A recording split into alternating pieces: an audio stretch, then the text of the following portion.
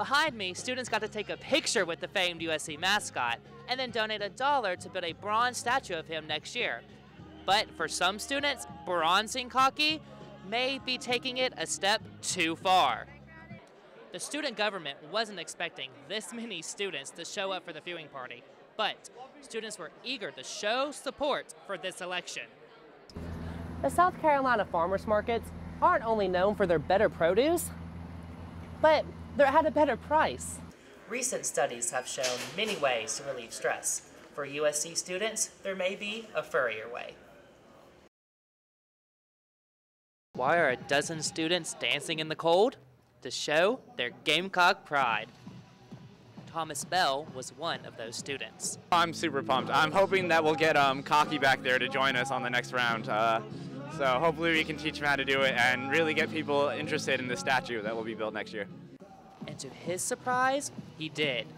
A private statue fund has been set up to raise money for Cocky's own statue. Only private funds will be used to build it. To get students interested in donating, Cocky made an appearance like he normally does. Behind me, students got to take a picture with the famed USC mascot and then donate $1 to build a bronze statue of him next year. But for some students, bronzing Cocky may be taking it a step too far. Having Cocky here, being entertaining, being around is definitely more influential than a bronze statue. Even though Wes is against the statue, she is never against getting another picture for her scrapbook.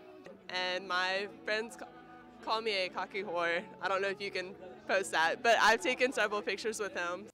USC student Brianna Nurse is for the statue and getting more Cocky spirit. I think it's kind of cool. Yeah, there's no statue of Cocky. He's our mascot. Why isn't there a statue? To her, Cocky is always on top. I'm excited because USC is the place to be, and a bird beats a tiger any day. The university hopes to raise enough money to reveal the statue next year on Gibbs Green. But until then, USC will just be Cocky. Jeffrey Sholar, Carolina News.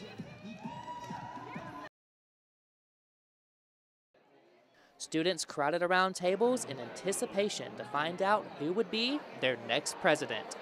It's amazing. Like, I'm a part of student government. We were all a little bit nervous about tonight. We're like, what if it's just us? But when I walked in the room, I was amazed.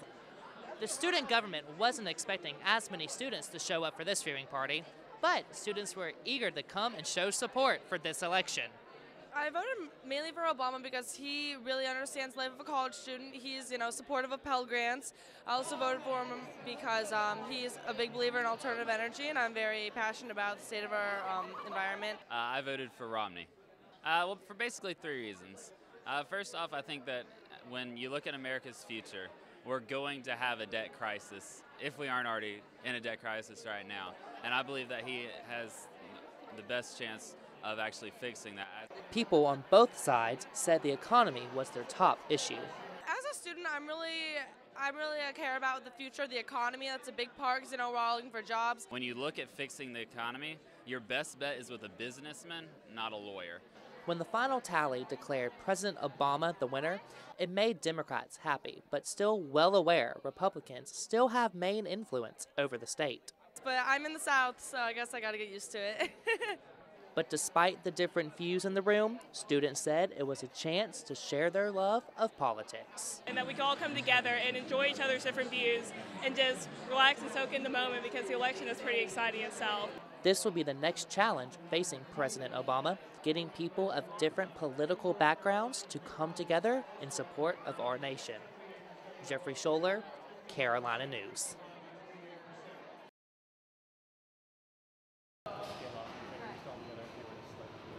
USC student Kayla Chekovich is taking a different approach to handle the stress of midterms this year.